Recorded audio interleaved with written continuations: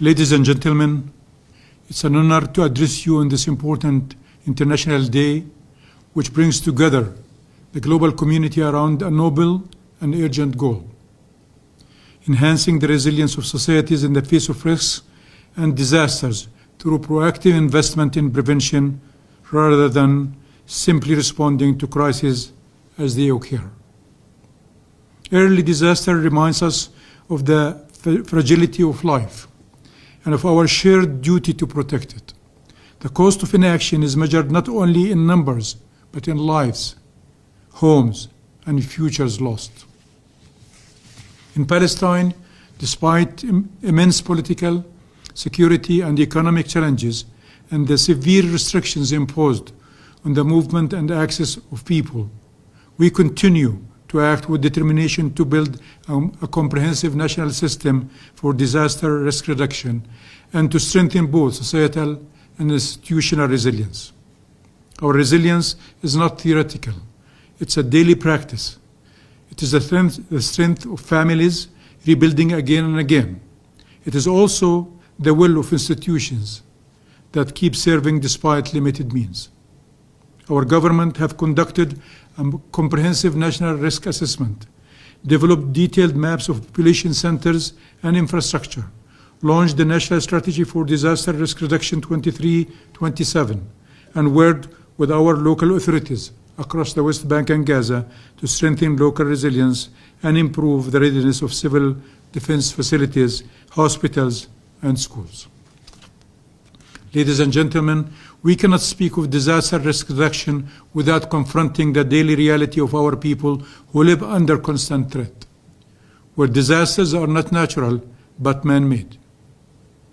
The Gaza Strip, our people have been facing unprecedented, catastrophic situation, one that has claimed tens of thousands of lives and forcibly displaced nearly 2 million people from their homes, where Israel destroyed nearly 80% of which, along with the vast majority of schools, universities, health facilities, and all essential amenities of life. Behind every destroyed building stands a family that once believed tomorrow would be better.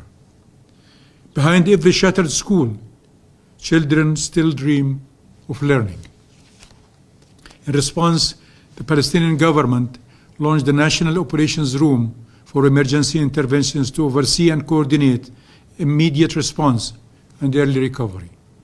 This effort focused on securing basic services, including health, education, water, shelter, and food, as much as the underground conditions would permit. We have also prepared a plan for the reconstruction and early recovery of the Gaza Strip, and are preparing to mobilize international support through Gaza Reconstruction Conference, along with Egypt, especially in light of recent developments regarding efforts to stop the war. Beyond Gaza, the struggle for resilience continues across the West Bank. The Israeli-imposed movement restrictions, including more than 1,000 military checkpoints and iron gates, have turned hundreds of towns and villages into isolated cantons, depriving residents of the most basic necessities of life. Due to these Israeli restrictions on movement and access, the capacity of the State of Palestine institutions to reduce risks has been gravely compromised, particularly in terms of the provision of machinery and equipment necessary for disaster response. This requires more intensified efforts and increased funding to support disadvantaged and besieged communities and to enhance their resilience by meeting their basic needs and supporting the implementation of the Palestinian government plans to develop those communities' infrastructure. Ladies and gentlemen, from this platform, we send a clear call to the international community. First, we call for direct and predictable international funding to countries most in need and at risk, including Palestine, to help them build resilience before disasters strike, not merely recover afterwards. Let us not wait for next tragedy to remind us of what could have been prevented. The time to act, to invest, to prepare, and to empower is now. And second, support in isolated communities and disadvantaged areas, which have become the front line of defense in the face of risks. We reaffirm our steadfast commitment to the goals of the Sendai Framework for Disaster Reduction, and we join the global call in this regard.